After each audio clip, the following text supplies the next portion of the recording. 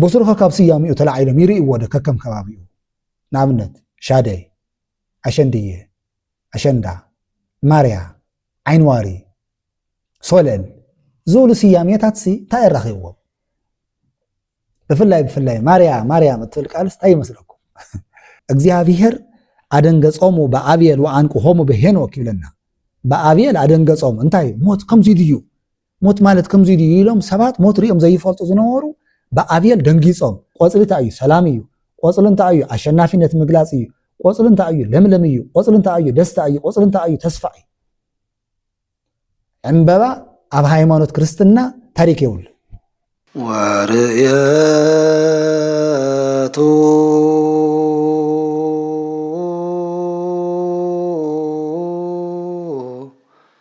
ከመተቅዳ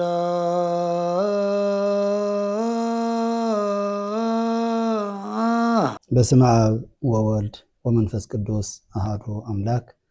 ዘላለም ሥላሴ ወሕደ ምልክና ቅዱስ እግዚአብሔር አምላከ አማልክት ዘሃሎ ወይሄሉ ወትረ በሰማይ ወበምድር አምላክ አቦታትና ቅዱስ እግዚአብሔር አምላክና ሰማይን ምድርን ፈጢርካ ንዓና በምሕረትካን ብረድኤትካን ብኩሉ ነገር ዘድልየና ነገር አማሊእኻ ነዚ ሰብኣዊ ክብርና እዚ ኣብፂሕካ መንታና ክትብል እውን ኣብ መልዕልቲ መስቀል ተሰቂልካ ብሞትካ ብደምካ ዋጋ ከፊልካ ንዓና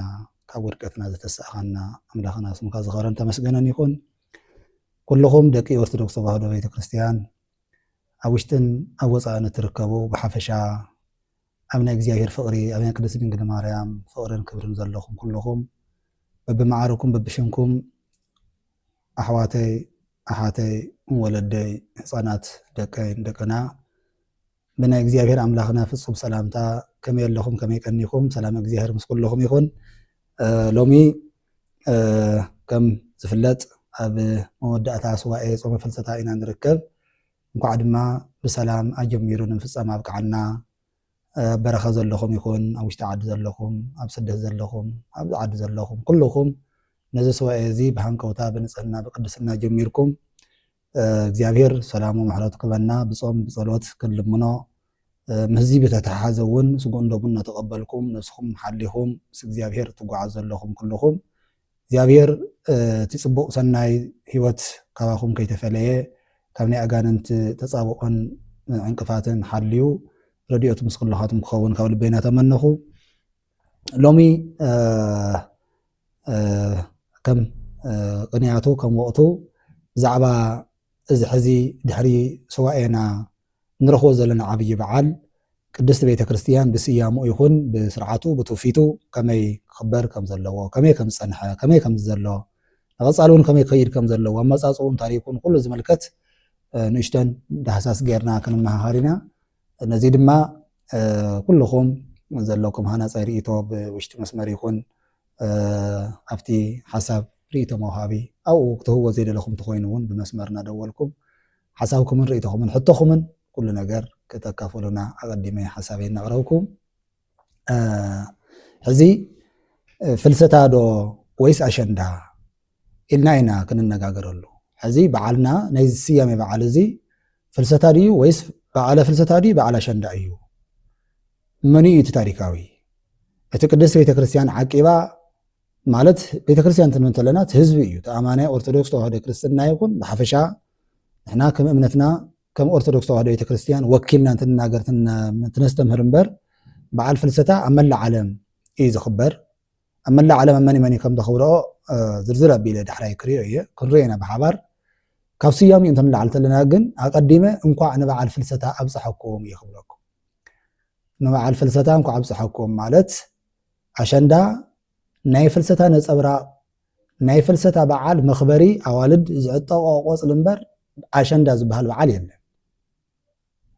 ኣሸንዳ ዝበሃል በዓል ዘይምህላው ምክንያት ድማ እንደገና ኣሸንዳ ቁስ ስለ ዝኾነ ማለት እዩ። ኣሸንዳ ቁስ እዩ። ቁስ ማለት ኣቕሓ ወይ ድማ ቁሳቁስ ከም እንብሎ ንብረት እዩ። ስለዚ መብዛሕትና ከም ልምዲ ግዲ ኮይንና እንኳዕ ንበዓል ኣሸንዳ ኣብፅሐኩም ኢና ንብል። እወ ለነገሩ ኣይኸፍእ እንተጓዛጉዜ ስለ ዝዘረብ ዘሎ ኣብኡ ስለ ዘሎ ምንም ፀገም ኣይህልዎን ተባሂሉ እዩ እምበር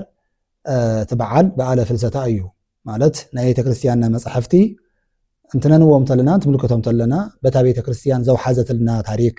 ዝነገረትና ምስጢር እንትምልከቶ ተለና አማአስሩ ወሰዱሱ ለነሐሴ ፍልሰታ እዩ ዝብል ፍልሰተ ስጋሃ እስከ እስራ ወአሚሩ ሰዱሰ መዋዕለ ይግበሩ በዓለ እዩ ዝብል ስለዚ አማአስሩ ወሰዱሱ ለነሐሴ አሸንዳ ይብልን ታይዳ ፍልሰታ ፍልሰተ ስጋሃ ፍልሰት ማለት ታይ ማለት እዩ መጀመሪያ ድንግል ማርያም እንኳን በዓል ፍልሰታ ትብል ተለና እንታይ ፍልሰት ማለት ፍልሰት ማለት ኣብ ቅዱሳት መጻሕፍቲ ካብ ብሉይን ካብ ሐዲስን እንትንምልከት ተለና ብዛዕባ ፍልሰት ማለት በመጀመሪያ ነገር ኣብ ቅዱስ መጽሓፍ ፈለሰ ዝብል ቃል እንረኽቦ ኣብ ዘፍጥረት ምዕራፍ 5 ቁጥሪ 23 እስከ 24 እዩ ታይ ዝብል ወኮነ መዋዕሊሁ ለሄኖክ 365 ዓመት ወአስመሮ ሄኖክ ለእግዚአብሔር ወፈለሰ እስመ እግዚአብሔር ከበቶ ውስተ ገነት ይዝብል እዚ ፈለሰ ማለት ማለት ምጉዓዚ ካብ ሓደ ቦታ ናብ ሓደ ቦታ ምጉዓዝ ፈሊሱ ማለት ፈሊሱ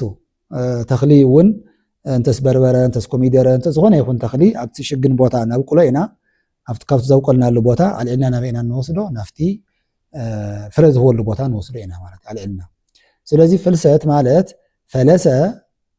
ፈለሰ ማለት ፈለሰ ተነቀለ ተወሰደ ተጓዓዘ ወይ ድማ ኸደ ተሰደተ ኢሉ ዝትርጎም እንትኸውን እንተሎ ፍልሰት ዝብል ድማ እንደገና ምእላዳዊ ቃል ንረክብ እሞ ፍልሰቱ ፍልሰቶሙ ፍልሰቲኪ ፍልሰቶን ፍልሰትየ ፍልሰትነ ዝብል ዝርዝር ሂበና እሞ ናታ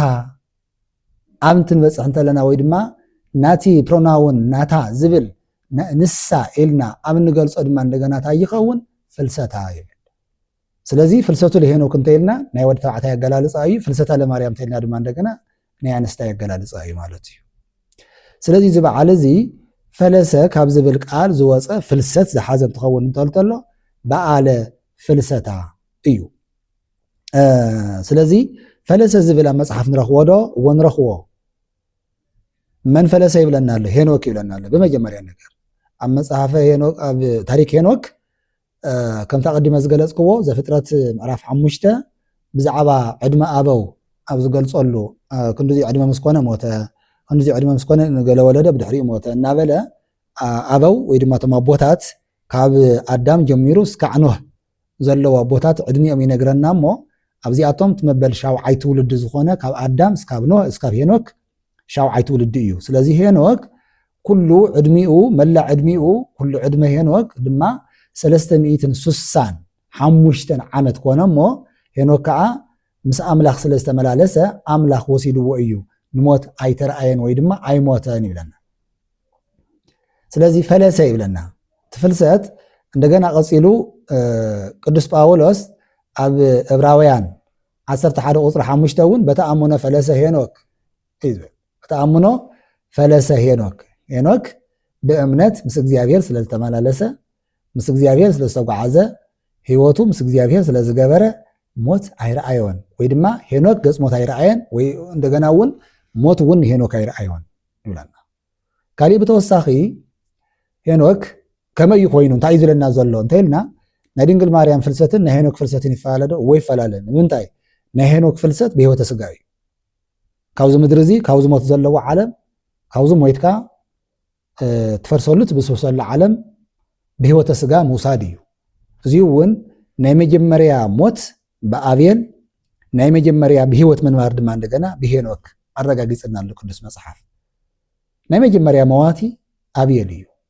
ከምቲ ኩላትኩም ትፈልጥዎ ኣብ ቅዱስ መጽሐፍ ተመልከትዎ ኣብ ዘፍጥረት መጀመርያ ሞት ዝተጀመረ በአቤል እዩ አቤል ከመይ ሞይቱ ንምንታይ ሞይቱ ዝርዝር ዝበለ ታሪክ ዘለዎ እንትኸውን ብሓፂር ንምግላጽ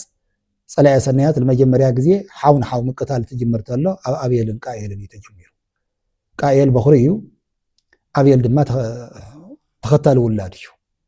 ስለዚ ሉድን አቅሌማን ዝበሃላ ክልተ ሓዋት ማንታ ነይረኖም ሉድ ናይ ቃኤል መንትያ እያ አቅሌማ ድማ እንደገና ናይ አቤል መንትያ እያ አዳም እግዚአብሔር ብዝነገሮ መንገዲ ተዋስዎም እንተሎ በተዋንሱ ካሊእ ጓና ሰብ ስለ ዘይነበረ ካሊእ ንትውልድ ንመውስዎ ዝኸውን ርሑቕ ቤተሰብ ስለ ዘይነበረ ከመይ ገይረ ከዋስዎም ኣለኒ ንደቀ ኢሉ እንትሓስብ እንተሎ እግዚአብሔር ሓደ ምኽረ መኺርዎ ይብለና እንታይ اتي منتا أبيل نكايل تمنتا كايل دمان أبيل أواصبهم كايل جن بزي حجز سينبرن حجز يكون المهنيات كلمة عالتي ويب كن قال سينا ويد مفت مصحف تملكته ويهم انت خونا جن بزي أطلع عيلو هذا نتا مسو منتا خوينا استولدت بزي موساو ويب بزي ممرعو قال دما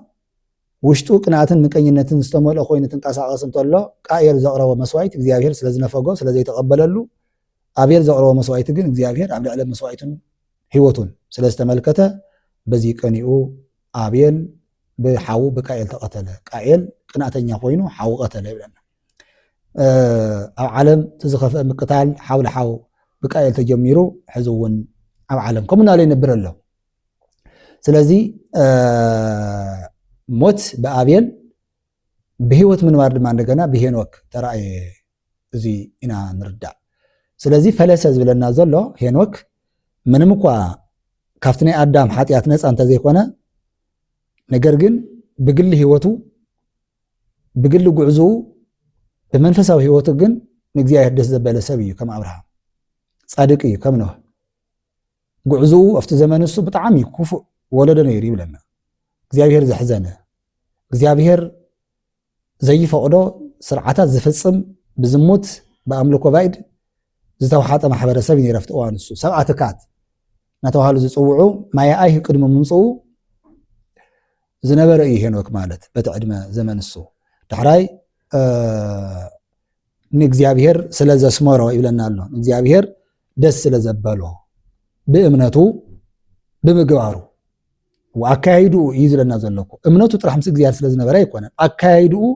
ምስ እግዚአብሔር ነበረሞ ዓይን ሞት ንሄኖክ ሄኖክ ንሞት ከራአየ ፈለሰ ተወሰደ ሞት አይረኸወል ንምንታይ እግዚአብሔር ብህይወት ስለ ዝነጠቆ ይብለና ቀፂሉ በጣም ሰፊሕ ታሪክ መይሱ እንደገና ድማ እንመልከት ኣብ ነገስት መጽሐፈ ነገስት ማለት እዩ ብናይ ሊቃውንት ተጻዋዓ ሳልሳይ መጽሐፈ ነገስት እዩ ማነው ራብዓይ መጽሐፈ ነገስት እዩ ብናይ ቅዱስ መጽሐፍ ዝርዝር አገላለጻ ድማ እንደገና ካልኣይ ነገስት እዩ ካልኣይ ነገስት ምዕራፍ 2 ካብ ቁጥሪ 1 እስካብ ቁጥሪ 18 ትምልከት ኣለና ድማ ኤልያስ ካብ ዝምድሪ እዚ ተነጢቁ ባሕሪ ኢያሪኮ ብመጠምጠሚኡ ወቂዑ ተሻጊሩ ሰረገላ አፍራስ መጽየን ወይ ድማ ሓዊ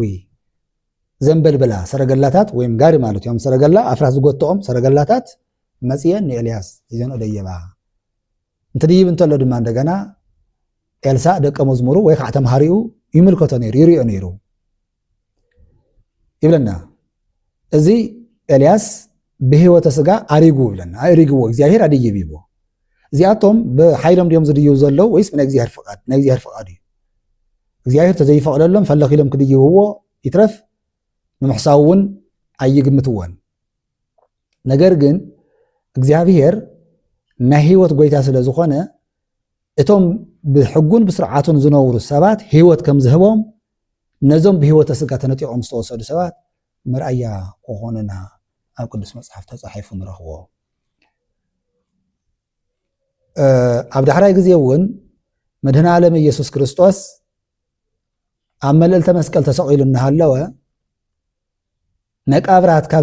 ካብቶም 7 ተኣምራት መቃብር ምኽፋት እዩ ነይሩ ነቃ ኮክ ወተከስቱ መቃብራት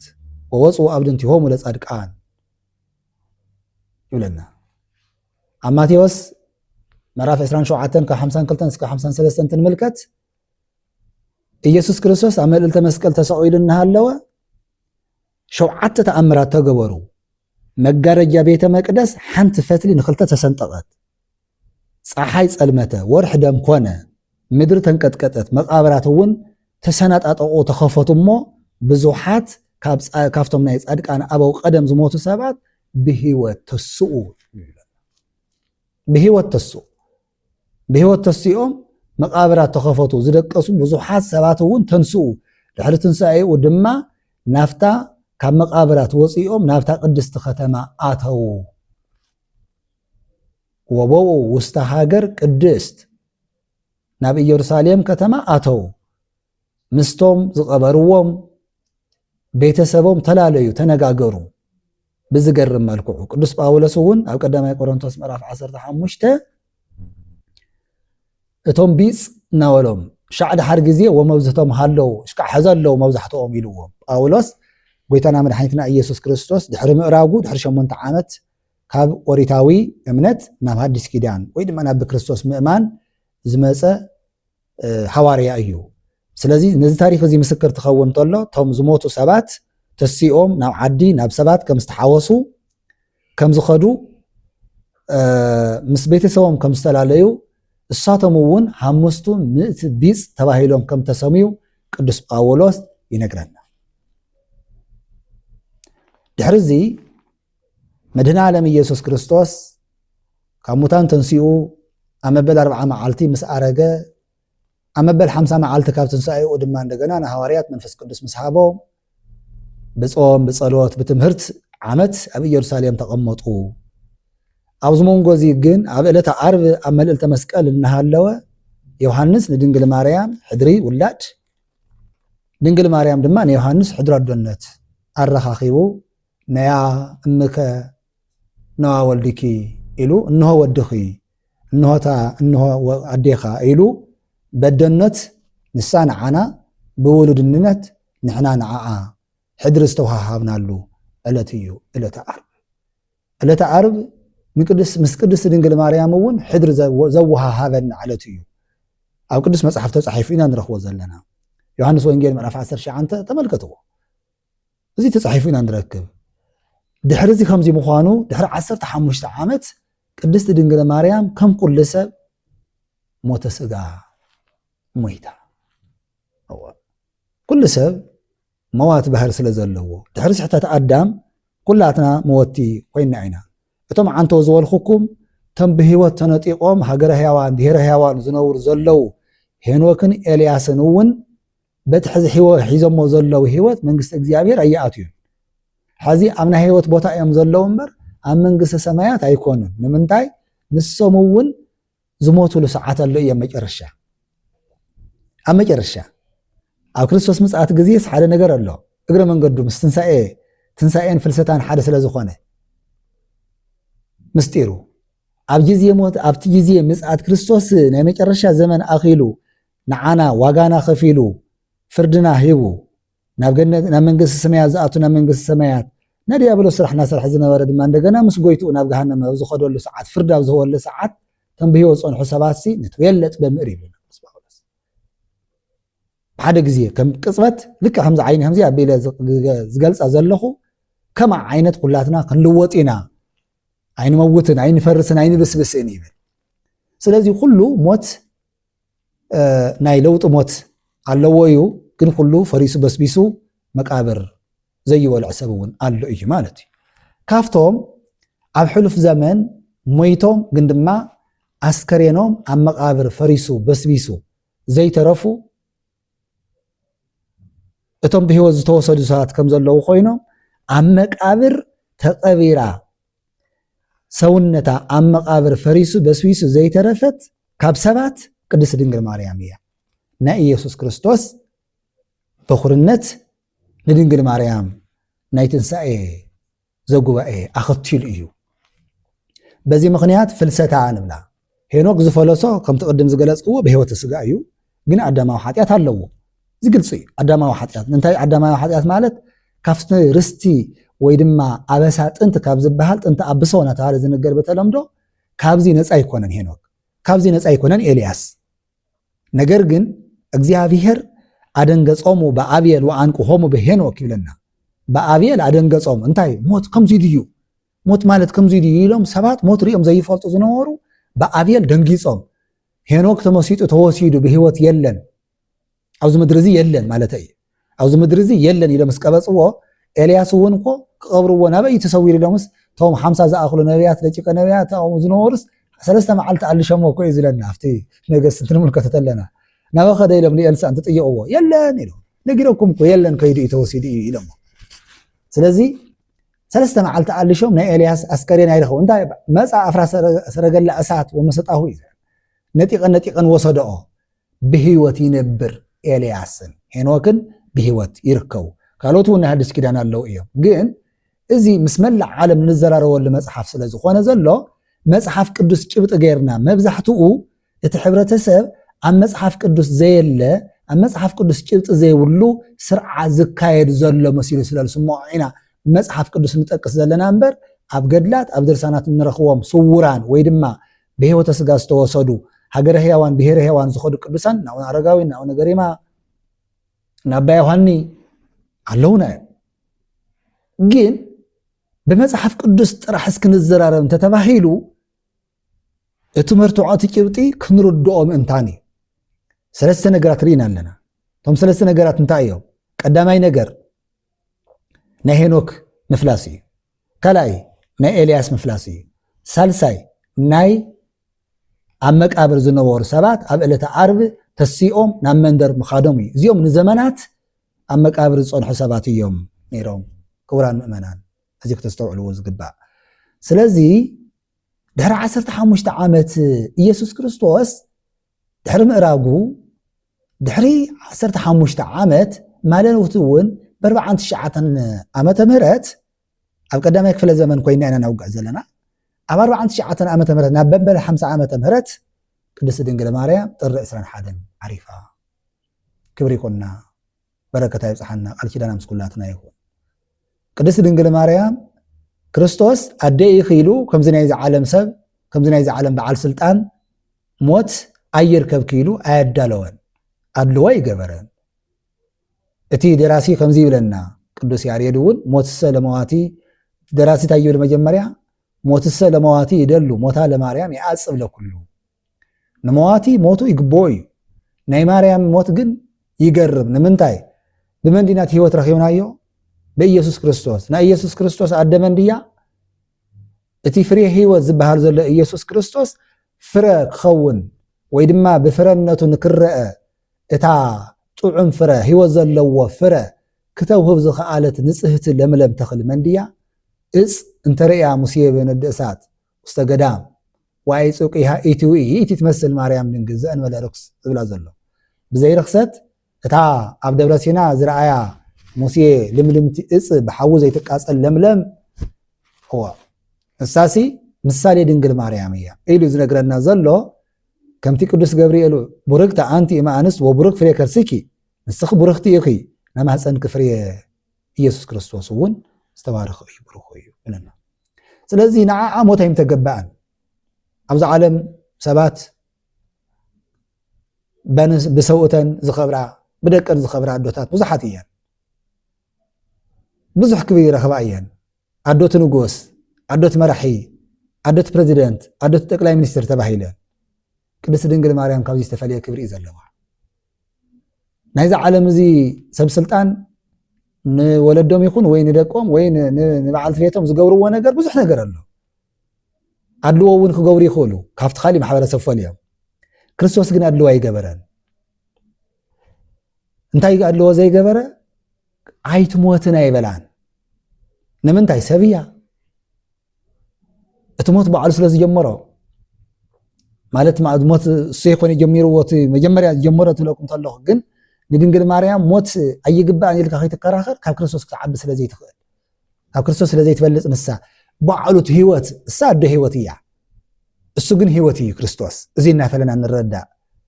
ወላዲተ ህይወት እያ እማ ኣምላክ እያ እሱ ኣምላክ እዩ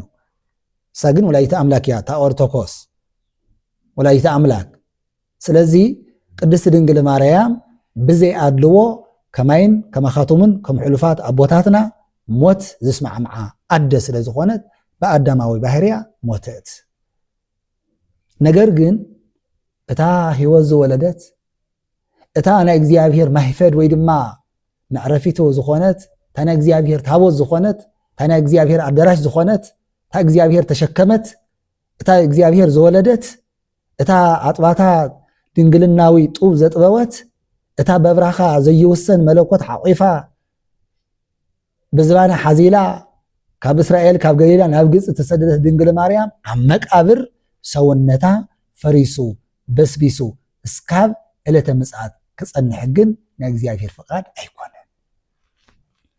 እንታይ ዳ ገበረ እግዚአብሔር ኣተስአ ወክርስቶስ ተስአ ድንግል ማርያም ኸ أتسع بمن حيلي بإግዚአብሔር حيل تسعت أتسع أتسيو دما عندنا على العلو أتنسيو دما أرجع سلازي بقى فلسفة مالت تنسعيان إرجعتان مالتون كم مقابر بحديث هيوت زلالم بتنسعي زوجوباء مالتون بتقولهم موتان مجرشة زتسقوة تنسعي كم تناي كريستوس تنسعي تسعت زين تنبل أحواتنا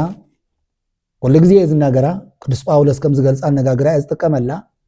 بأمهر هايمانو زي مسلونا بسبب يحون نز مسلونا حدا حوات كاو كريستوس مانن خالي استسأز أرجع يلني ولنا سلازي دينجل مريم تسي أرجع يتولون أنتو لنطلعو هنوكني ألياسن أرجعهم تبهال طلعو خن تايتول ودا تايترجموه هو الوز أرجع وسسماي زين لزوارد أم سماي زبل قال تتوصلنا نطلعهم ناي سماين مدرن سلطان زحازة كاو كريستوس وصاي بعلو وريد بعلو زدية بيلن مالتن بير كريستوس እግዚአብሔር سبات هذا يبن مالت ديو نتمسحف بقطع بمرد أدليو يبي أيرجوا على يبي أرجع እግዚአብሔር بيبابي وأجزينا بق على قرن تولنا نطلع ندنقل مريم جن أيرجوا ملائكة بسبعات وسط السماوات يزلنا أرجت وقت تبهاله بنا እግዚአብሔር حيل تنسائي نمبر بنا على سلطان بنا على حيل بنا على تنسائي أي تسأت بمن ده بنا እግዚአብሔር حيل بنا እግዚአብሔር هوت وهابنت እዚህ ሙኻንን ትንርዳ እንተለና አልቦ ዘአርገ ውስተ ሰማይ ዘእንበለ ዘወረደ እም ሰማይ ማለት ናይ ክርስቶስ ትንሳኤ ካብ ናይ ካልኦት ሰባት ትንሳኤ ናይ ክርስቶስ ምዕራግ ካብ ናይ ካልኦት ሰባት ምዕራግ ፈሊና ንኽንርዳ እምበር ካልእ ሰብ ክድይብ ኣይኽእልን ማለት ግን ኣይኮነ ከም ተቐዲመ ዝገለጽክዎ ብዛዕባ ናይ ሄኖክን ብዛዕባ ናይ ኤልያስን እርገት ደኣ እንታይ ትገልጽዎ ከመይ ዳ ትትርጉምዎ እቲ መጽሓፍ ኣብ ኢድኩም ኣሎ الوزا أرجع مالتن الوزا إيروجا مالتن يسمع مع ده خون يساندو يوحنس وإنجيل معرف ثلاثة زلك عليه النجار زلخو لبي لكم ختم الكتوة قالوا تؤمنانه دينجل مريم هاي تسأتني لهم زما قوتنا سبعة أو كريستنا وشتي وحدات عفتي قطعون نايم صحف قدوس ردي زي اللو بحوارياوي أستمروا زي تردو نتي قدوس مصحف تنويتن مسالين بردو زي تمهروون تزي كوينو أما العالم كريستنا ناتخبره يركب على فلسطة أستفل عليه كريستنا تات كم يخمس خبر نمرأي بسفحوا بعال فلسطة أو كل عالم كريستنا في اللايون أفتهم قدمي لهم مسانا استفلوا ودما كوانا استفلوا وننتقونه بتينا يبقى على الفلسفة دينجل مريم بمتسعة اسمع معو بزحات حجرات الله بزحات الله نساتهم منتعيهم نسمون أب تاريخ كبابرهم مسانا استفلي نجار كلهم كان تخونه مسانا اسمع معو نجارات جنال مسانا زخور ومعلتي بحوارنا أوانا دمان دجنا باستفلاليه نصبراق بعال اكبابراينا كنفلن نخيل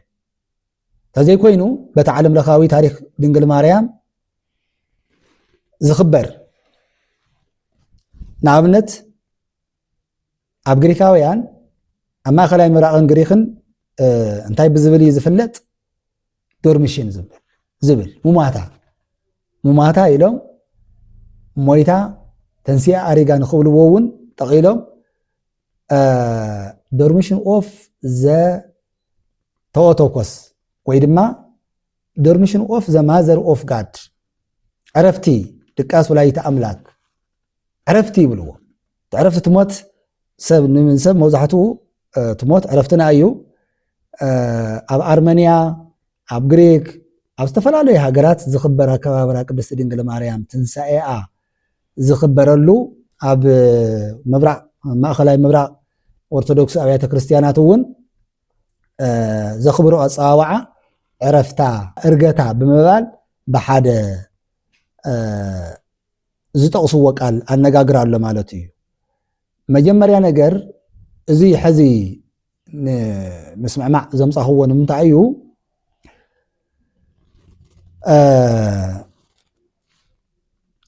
انتايم زوم روماويان تايلم يمصوعو اسومبشن يمزلو اسومبشن مالت موساد مالتيو ارغت دنگل ماريام تنسيئة اريغا ايا زبل استمهرو اب كاثوليكاويان انديوم ب 1950 عام تمرت غرغراويان يمسلني عام تمرت شاويو 1950 يو بوب بيوس بحال مبل 12 وقعاوي او قانونهم 42 دوغماوي قانون استمهرو خوينو دنگل ماريام تنسي اريغا زبل دوغماوي دوكترين خوين ويدما دوغماوي استمهرو خوين قصل كم زلوا اميطوم يركو سلازي وحدات المصحف قدس بقطعو ترجمو زي السندو ويدما زي يسمعمو ابكن عنا استمسرته حوارياوي سبكت كسبكو زي يدليو ناي قدس دنگل ماريام كبري كنجر زي يدليو كبر قدسان حديكا كريستوس طرح زبل اما الحاسوم صلا زبل طرح مصحف قدس طرح بمبال كالي دغوا قوقام مصحف قداسي كالي نقدسان استوهاو مصحفتي ويدما بقدسان ابيلو منفس قدس زناغرو مصحفتي ابزي مقبال زلو سبات زقربو نطمبر ملع عالم لخ كريستنا بأورثودوكس بكاثوليك بأورثودوكس مسراق ማእከላይ ምብራቅ ማለት እዩ በዚአቶም በዓል ፍልሰታ ናተኸበረ ይርከብ 28 በአቶም በአና 15 ያው በዓል መዛዘ መጾም ተገይሩ ናተኸበረ ይዝርከብ ሕዚ ናብዚ ንምፃ ድሕሪ ፍልሰታ ድሕሪ ሰማያት ምዕራጋ ድሕሪ ብክብሪ መቕማጣ ቅዱስ ያሬድ ኣብ ቀረባ ዘመን ካብ ፍልሰታ ቀፂሉ ቅድስት ድንግል ማርያም ኣብ ቀዳማይ ክፍለ ዘመን ب50 ዓመተ ምህረት ወይ ድማ በርዓን ትሽዓተን መጨረሻ ተንሲያ አሪጋላ ቅዱስ ያሬድ ድማ እንደገና ከም ተخላትና እንፈልጦ ኣብ መበል ሳልሳይ ክፍለ ዘመን ዝተስዕ ወይ ድማ ብመንፈስ ቅዱስ ገላጽነት ዜማ ዝደረሰ ድርሳናት እውን ድጓ ጾመ ድጓ ነው ማለት እዩ ኣብ ውሽጡ ዝማሬ መዋስእት ምዕራፍ ሰፊሕ ጥሉቕ ዝኾነ ምስጢር ዘለዎ ብሉያትን ሐዲሳትን ዘማእኸለ ናይ ባዕሉ እውን ጸጋ ድርሰቱ ዝተማልአሉ ድርሰት ዝሓዘ እዩ እንታይ ዝብል ፈለሰት እምዘይበሊ ሃበ ይበሊ ካብ ዝሓለፈ ዓለም ናብ ዘይሓልፍ ዓለም ፈለሰት هو هذا መብዛሕትኡ ሰብ ካብ ተሓለፈ ዓለም ናብ ዘይሓልፍ ዓለም ከይደን እናበልና ከም ዕድሚኡ እንናገሮ ወገንና በአካለ ነብስ እምበር በትንሳኤ ስጋ ይኮነ ቅድስት ድንግል ማርያም ግን ፈለሰት እንትብለና እንተሎ ነቶም ዝሞቱ ሰባት ሞይቶም ዓሪፎም ኢና እንብሎም እምበር ፈሊሶም አይንብሎም ንምንታይ ስጎም ኣብ ምድሪ ስለ ዘሎ ኣብ ምድሪ ስለ ዝተቐበሩ ፍልሰት ዝብል ጨሪሹ ካብዚ ምድሪ እዚ ተነቂሉ እንተኸይዱ ጥራሕ ፈሊሱ ዝበሃል ሄኖክን ኤልያስን ኣብዚ ምድሪ እዚ ኣካሎም ስለ ዘየለ ፈሊሶም ንብሎም ኣለና ቅድስት ድንግል ማርያም ድማ እንደገና ካብዚ ምድሪ እዚ ናብ ሰማያት ተወሲዳ በየማነ አብ ማለት ራብዒቲ አካለ ስላሴ ኮይና ተቐሚጣ ማለት ዘይኮነስ بكبر እግዚአብሔር ተቐሚጣላ ልክዕ ሁሉም ጻድቃን ኣብ መጨረሻ በየማን እግዚአብሔር ከቀመጡ እዮም ከም ዝተባሃለ ናይ ጻድቃን ክብሪ ተቐቢላ ጻድቅት ንጽህት ክብርት ልዕሊ ኩሉ ፍጥረት ክብር ዘለዋ ስለ ዝኾነት ብክብር ተቐሚጣላ ቅድስት ድንግል ማርያም ወበህየ ነበረ ዘምስለ ወልዳ በየማና አብ ወመንፈስ ቅዱስ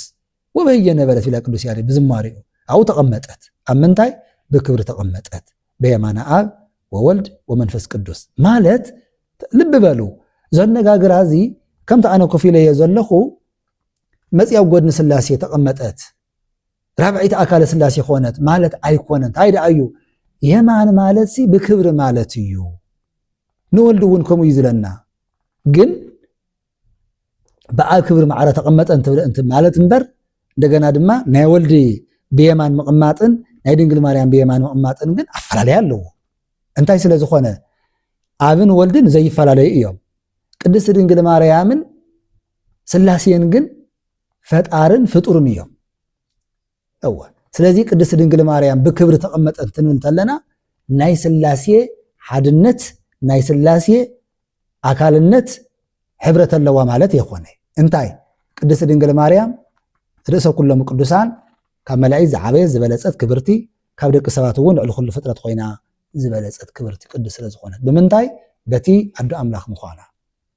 عدو أملاخنت قالت قدسان بقدلهم بترفعتهم بصمهم بصلاتهم ببحتونا من أنفلتهم قدس دنجل مريم جن سماي مدرن زي السنوات صوركي زي يتصور عجمركي زي يتجمر وقالوا زي جمرة من تني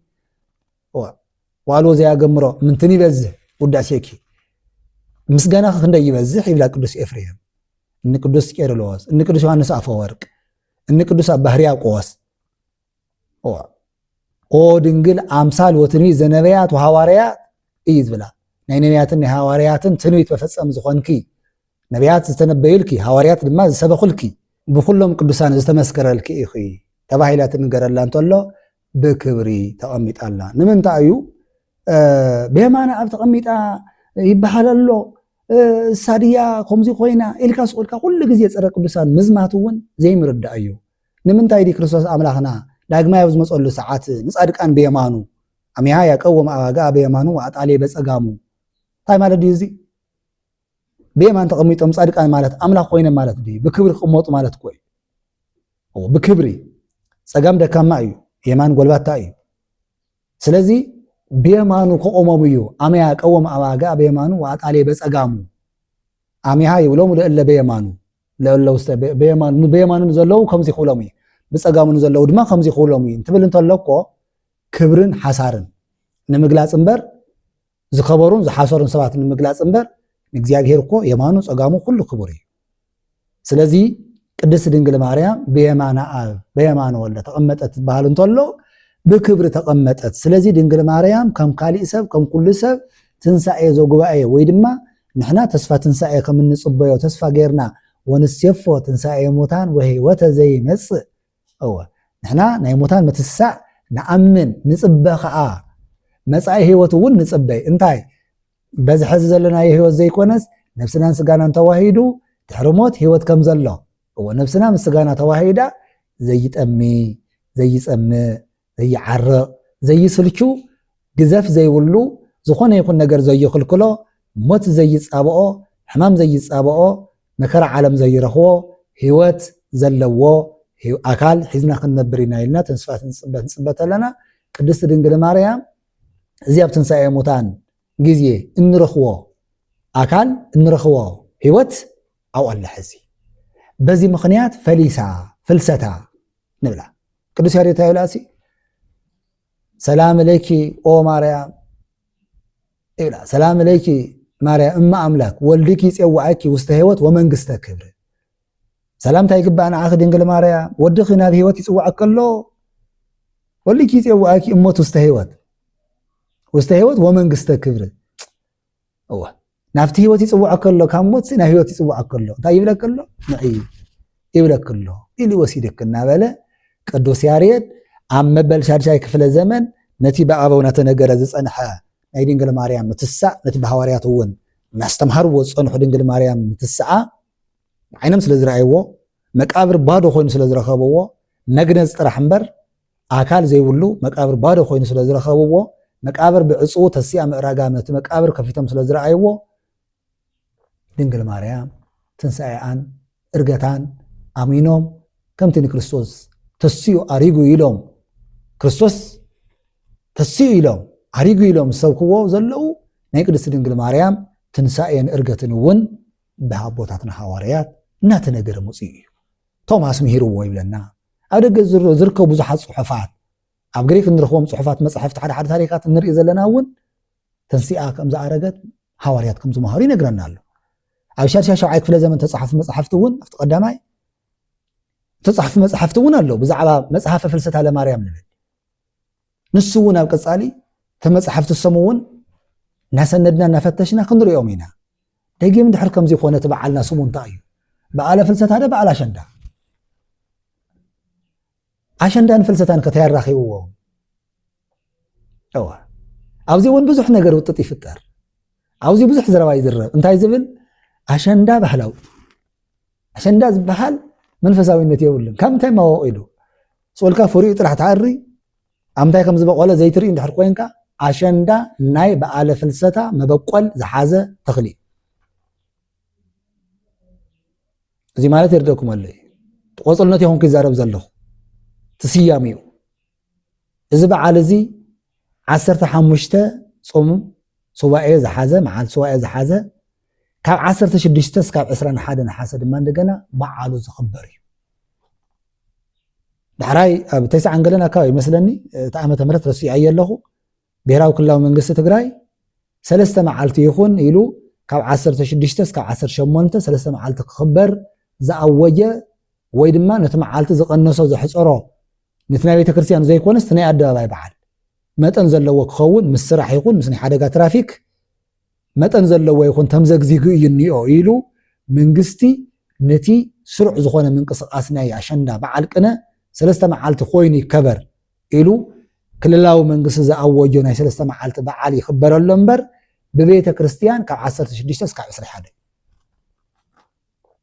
እዚ ማንም ሰብ ክቕይሮ ይኽእል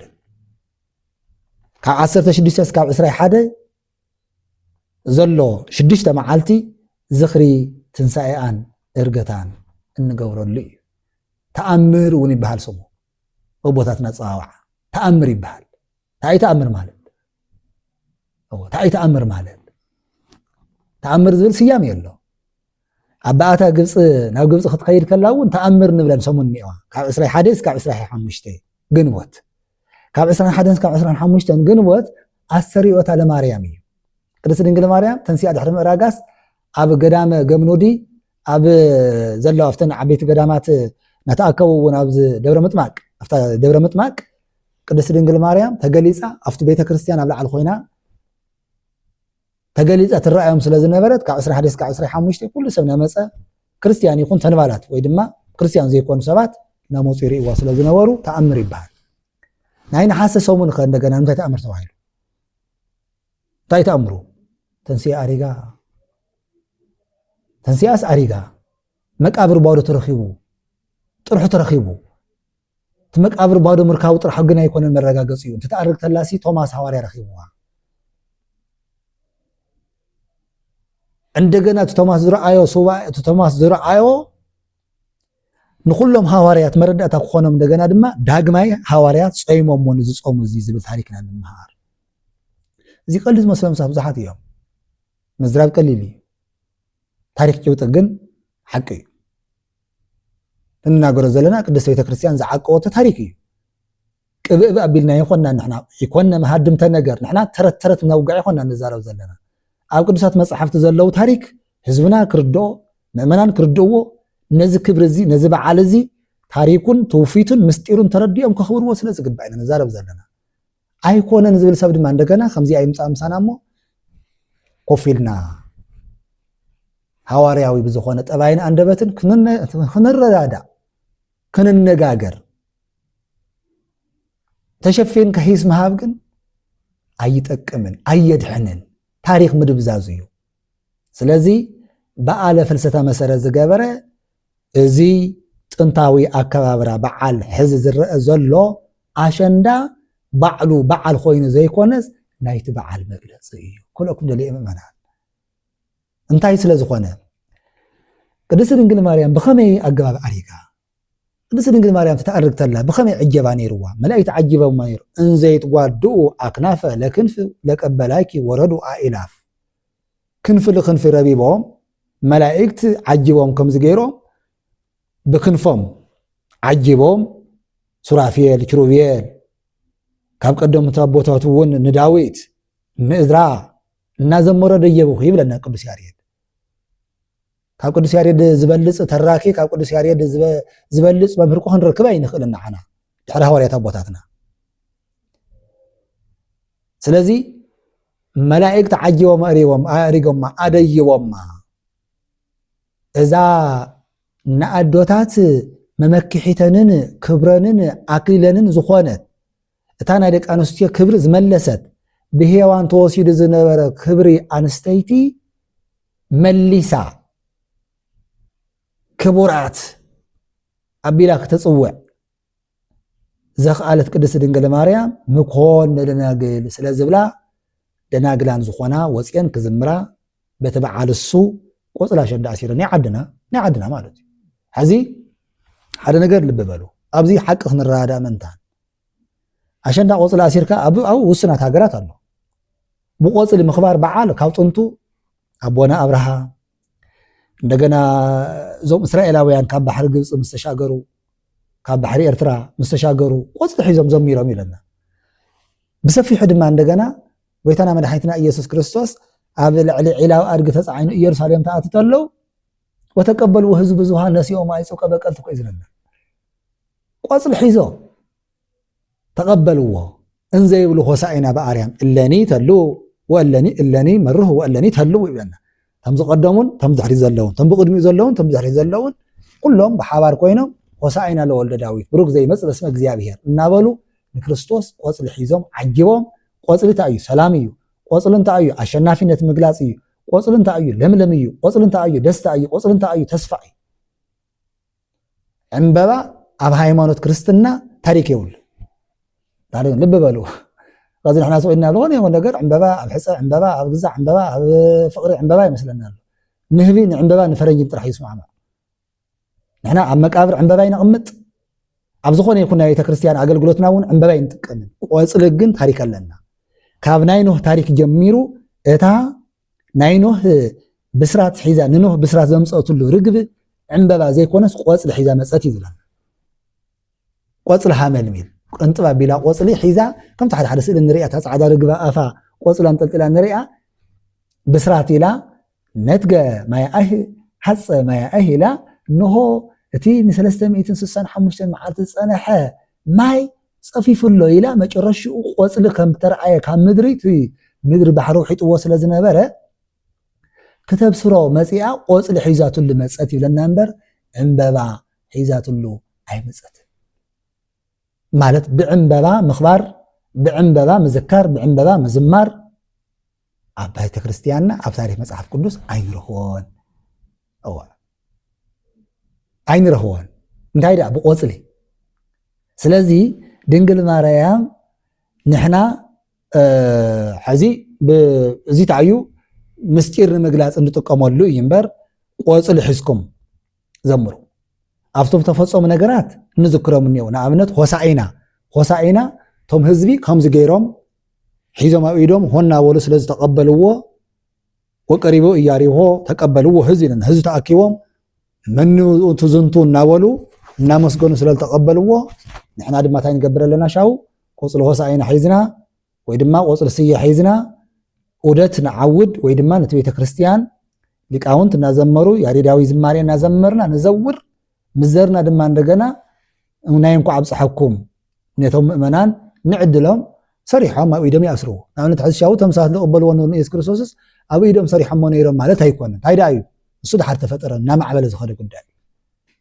ተዋና ነገር ግን ቆጽሊ ስየ ሒዝካ ምዝማርን ምምስጋንን ግን ታሪክና እዩ መጽሓፍ ቅዱሳዊ ኣስተምህሮና እዩ ጽቡቕ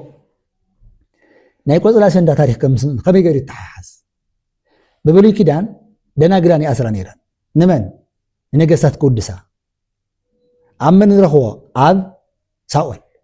عب نايداوي تاريخ عندنا ون بزعبا قال يفتحي عم مسافة مراف 10 سلستون تصحيف نرخوا سلا دنجلنا كتبل كل التور حمول أبرخا وزيا بخيا عتيقا بكني رايب في الله تنحالايا زبلنتن أمسجنت زمارة زبهالا لمرحة عدي كبر الذهباء زعجبا نيرا زنبرا أوالد ቆጽሊ ተዓጢቀን ይዘምራ ነይረን እዚ ባህሊ እዚ ከምዚ እናተተሓሓዘ መፅኡ ካብ ብሉይ ኪዳን ሰጊር ክኸውን ይኽእል እዩ እንተኾነ ግን ናይ ቆጽሊ ኣሸንዳ ኣብ በዓል ኣሸንዳ ወይ ድማ ትልማድ ኣነ እውን ዝገልጾ ዘለኹ ኮይኑ እዩ ዘሎ እቲ በዓል ፍልሰታ ዝእሰር ዘሎ ኣሸንዳ ቆጽሊ ትርጉሙ እንታይ እዩ ንብሉይ ኪዳን ዝውክል ንኣዳም ካብ ገነት መውፃእ ዝውክል ኣይኮነን ንምንታይ ዳ ነቲ ናይ መላእክት ክንፊ ዝውክል ብምንታይ ይረጋገጽ ተንዘመርት መን እየን ደናግል ኣዋልድ እንታይ ናይ ላይ መስገና ንቅድስት ድንግል ማርያም ዝግባእ ግጥሚ ከከም ዓዱ ከከም ማሕበረሰቡ ይውድሳ የመስገና ትበዓሊ ንኹላትና ዝጠምረና ትባህሊ ከም ማሕበረሰብ ላ ማሕበረሰብ ክፈላለይ ይኽእል ካብ ቤተ ክርስቲያን ላ ቤተ ክርስቲያን ማለት እውን ካብ ኢትዮጵያ ኦርቶዶክስ ተዋህዶ ቤተ ክርስቲያን ከምኡ ኢልካ ናብ ግብፂ ከምኡ ኢልካ ናብ ኣርመን ከምኡ ኢልካ ናብ ሩስያ ናብ ሶርያ ከምኡ ኢልካ ናብ ማላንካራ ኦርቶዶክስ ኣሃት ማለት እዩ ክፈላለይ ይኽእል እዩ እንደገና ካብ ኦርቶዶክስ ተዋህዶ ናብ ካልኦት ክርስቲያን ማሕበረሰብ ናይ ምስራቅ ኦርቶዶክስ ናይ ግሪክ ዘለዎ ማለት እዩ ከምኡ ናብ ሮማ ክንከድ ተለና ድማ ኣከባብርኡ ከም ቀነኑ ወይ ድማ ከም ልምዱ ክፈላለ ይኽእል እዩ እቲ በዓል ግን መሰረት ዝሓዘ በክርስቲያን ዓለም ብምሉኡ ዝተፈለጠን ዝተመስከረሉን እዩ ኣከባብራ ቆፅሊ ኣሸንዳ ዝኣስራ ክህልዋ ይኽእላ ዘየኣስራ ክህልዋ ይኽእላ ንኣብነት ሓደ ቀደም ኣብ ዝሓለፈ መፅናዕተይ ሓደ ግዜ እውን ዘቕረብክዎ ነገር ነይሩ ናይ ሞሮኮ ኣዋልድ ዝዓጥቅኦ ኣውፅልቲ ነይሩ ኣብኡ ገይረን ንሕና ከምዚ ንሕና ኣሸንዳ ዝኣስሮ ዘለዎ ኣሕዋትና ነገር ግን ኣባና በዓል ፍልሰታ ብኣዋልድን ብቆፅሊ ኣሸንዳን ተለሚዱ ፀኒሑ ዘሎ ምስጢሩን ታሪኹን ትንርኢ እንተለና ብፍላይ ካብ ቅዱስ ፍሬምናጦስ ኣባ ሰላማ ከሳቴ ብርሃን ናይ ምብራቅ ኣፍሪካ ሊቅ ጳጳስ ኮይኑ ካብ ዝተመደበሉ ንነዘ ናብዚ እናማዕበለ ከም ዝመፀ ኣቦታትና ሊቃውንት ታሪካት ሰነዳት ይነግሩና ቅድም ኢሉ እውን ቅድሚ 200 ዓመት ዝተሰኣሉ ስእልታት እውን ብምሉእ ኣዋልድ ደናግል ከበሮ ጥራሕ ሒዘን ካሊእ መጋየፂ ዝስኡል ናይ ወፃኢ ነገራት ካሊእ ሓድሽ ነገር ከይገበራ ጥንታውን ባህላውን ሃገራውን ዝኾነ መጋየፅን ኣልባስን ሒዘን ነቲ ካብ ወለዶ ናብ ወለዶ እናተሰጋገረ ዝመፀ ግጥሚ ቃላት ሒዘን የመስግንኦ ነቲ በዓል ቤተ ክርስቲያን ይጅምሮ ቤተ ክርስቲያን ይጭርሶ ካብ ዝገርመኩም እቲ ቆፅላ ኣሸንዳ ንቅድስት ድንግል ማርያም በዓል መዘከር ስለ ዝኾነ ረቢበን ዓጢቆን ዝቐነያ ኣብ በረኻ ይድርብየን ነይረን ኣብ ጥቃ ቤተ ክርስቲያን ወሲደን ዘቕምጦ ነይረን ከመይ ከም ንዋየ ቅዱሳት ስለልተቆፀረ ረቢበን ጸሎት ተገይሩ ዓጢቀን ዝምር ቀንየን ልክዕ እታ መዓልቲ ምስ ተወድአት ኣኪበን ኣብቲ ጥቃ ቤተ ክርስቲያን ዘቕምጦ ነይረን በቲ ሰሙን እሱ ዝወሃበን ገንዘብ እውን ንቤተ ክርስቲያን ኣማህ ዝህብኦ ንምንታይ ብስም ቅድስት ድንግል ማርያም ዘሚረን ዘይረን ዝተዋሃበን መፅዋዓ ብዘይካ ንግዚኡ ዝብላዕ ስተ ነገር ገንዘብ ተተዋሂብዎን ከከም ከባቢኡ ገሊኡ ብቅርሺ ገዚአን ቤተ ክርስቲያን ያብርክቶ እየን ገሊአን ብቅርሺ እውን ይህቦ እየን ስኡ ኢለን ምንፃፋት ካሊእ ንቤተ ክርስቲያን መገልገል እውን ይገብሮ እየን ኣብ ሓደ ቦታ ዝረኣኽዎ ድማ እንደገና እኽሊ መፃውዕዎን ተማሕረሰትሞ ቀውዑት እኽሊ ተቐቢለን ኣኪበን ሰብሲበን ታቦት ጥምቀት ታቦት ሓዲሩ ኣብቲ ባሕረ ጥምቀት ሓዲሩ ናፍቲ ቤተ ክርስቲያን ናፍቲ ዋና መንበሪኡ እንትምለስ እንከሎ ኣብ መንገዲ መዕረፊ እኽሊ ማይ ይገብሮ ከምዚኣ እንዴታ ታሪክ ናይ ህያዋን መሰኻኽር ኣቦታትና ኮኒኦና እዮም ሕዚ ኣብ ዘመንና ዝመፅእ ዘሎ ቀልዲ ኣብ ዘመንና ዝረአ ዘሎ ባህሊ ምቕያር ሓደገኛ እዩ ባህሊ ምቕያር ጥራሕ ኣይኮነን ህይወት እውን ይበላሸሉ እዩ ናይ ቅድስና መዓልቲ ክኸውን እናተገበኦ ኣዋልድ ኣብ ምንታይ ውዕላ ይሓድራ ከም ዘለዎ ኣብቲ ሰሙን እሱ ክብሪ ኣዶነት ክትገልፅ ክብሪ ድንግልና ክትገልፅ ክብሪ ኣንስተይቲ ብድንግል ማርያም ዝረኸበቶ ማዕርነትን ክብርን ክትገልፅ ዝወፀት ጓል ኣንስተይቲ ኣብ ሆቴልን ኣብ ካሊእ እናተመራስሐት ንዘየድልዩ ነገራት እናተቃልዐት ክትውዕል ክትሓድር ተላ ግን እቲ በዓል ካብ በረከቱ ናብ መቕሰፍቱ እንታይ እዩ ዝበሃል መክፈልቱ ሲሹ መቅሰፍቱ ዝበሃል ምስሊ ኣሎ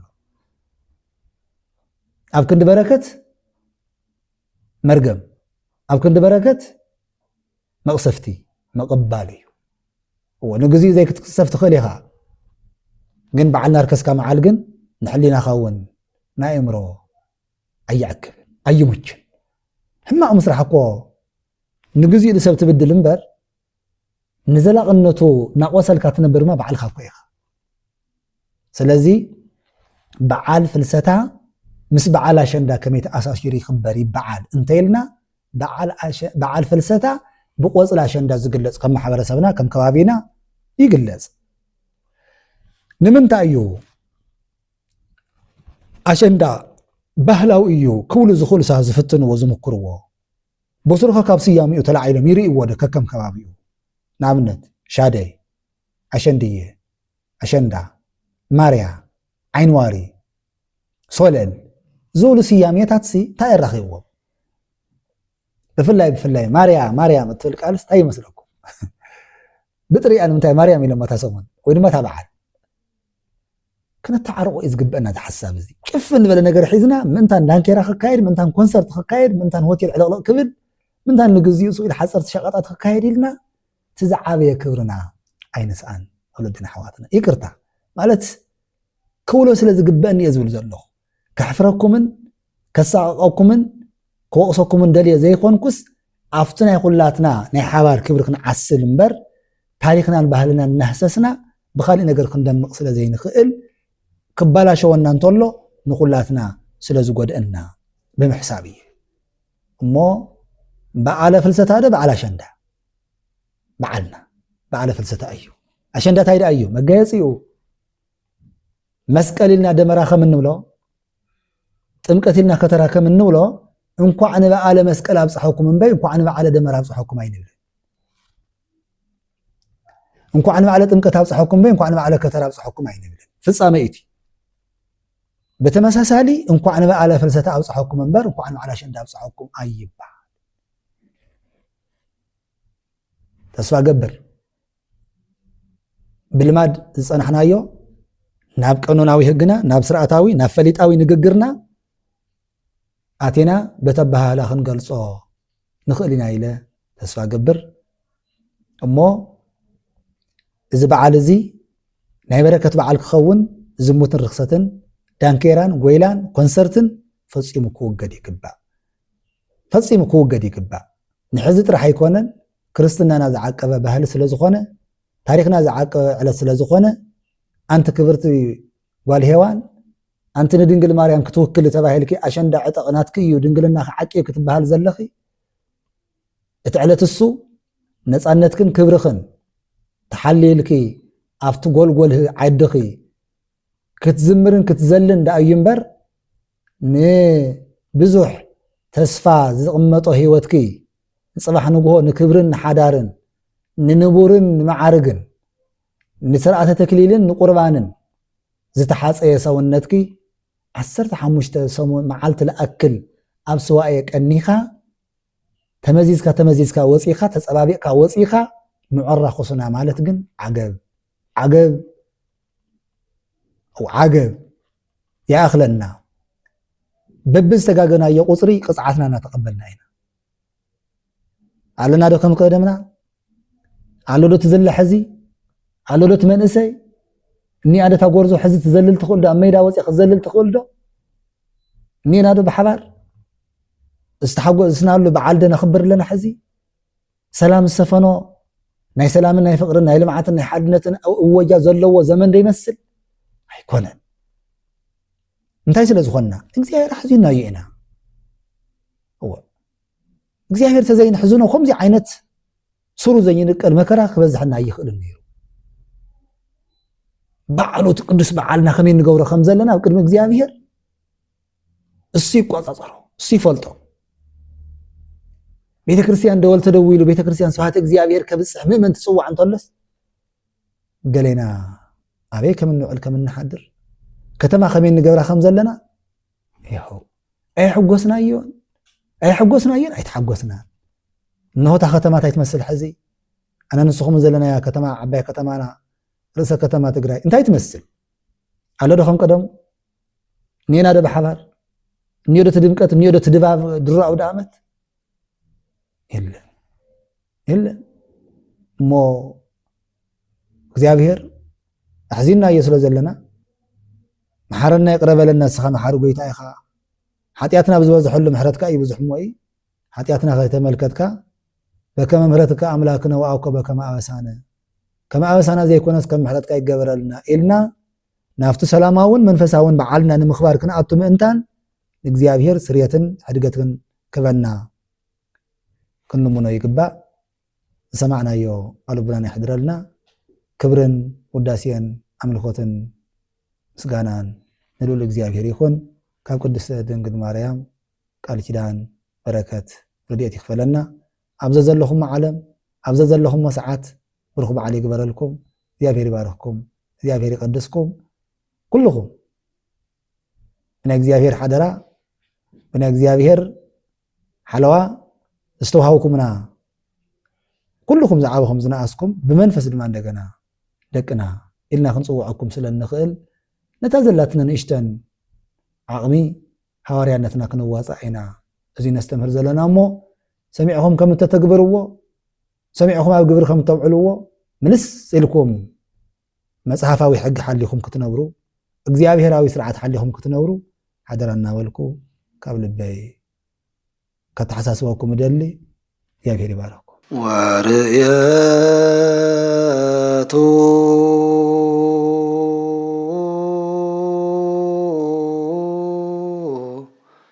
ከመ ተቅዳሜ